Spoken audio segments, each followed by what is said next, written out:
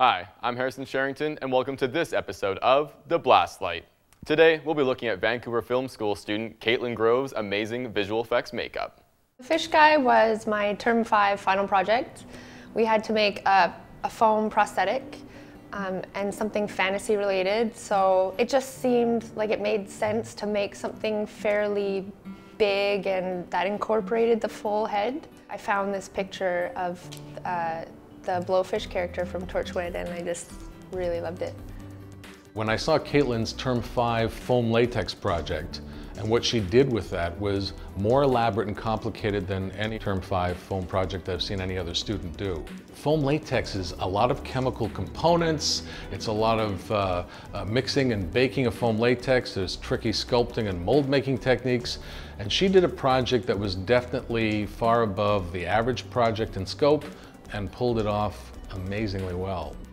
It was just sort of overcoming the little things that I was having problems with, like figuring out that I could, stick wire into gummy worms and then glue that to the piece. The star of her portfolio took her from sweet confections to feeling the heat.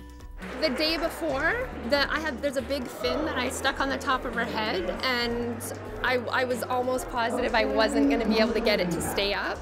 I ended up having to put a plastic sheet under her bald cap and hot glue gun the fin to her head. It sounds really bad, but there was lots of protection. Caitlin has a lot of great strengths, and I think perhaps her greatest one is how she's able to conceptualize something and then really stick to it. A lot of people will abandon concepts or kind of get a little bit flighty about what they're doing with a project or a makeup. She was always ambitious in the project she chose and then saw them through to the end. She puts in the hours, she puts in the legwork, and I think that's a tremendous strength. Caitlin's Fish Guy makeup is earning her acclaim from the Vancouver film community. In the spring of 2012, she took home a top prize for makeup achievement and a VFS Impact Award. It was a really exciting year, and now I'm still learning so much because the actual real-world application is very different. But the program was so useful to me, and I'm just thrilled. I'm happy. It was good. Rather than sit back and enjoy her success, Caitlin has gone on to prove her skill on the set of Tumbling After, an episode of Compendium 7, Jack of All Tales, and Captive, the first feature film to be produced by VFS film production students during their one-year program. After an impressive year for Caitlin, here are some pearls of wisdom. The best advice I can maybe give is just to trust yourself.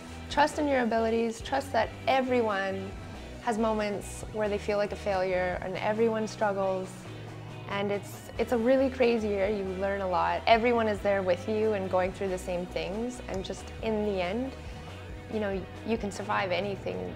If you put in the effort, you'll get something you're happy with out of it.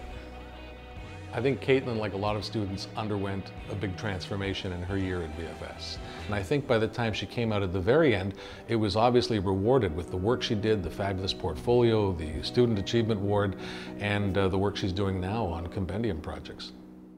Join us again to view more exciting projects from the Vancouver Film School. I'm Harrison Sherrington, and thank you for watching this episode of The Blast Light.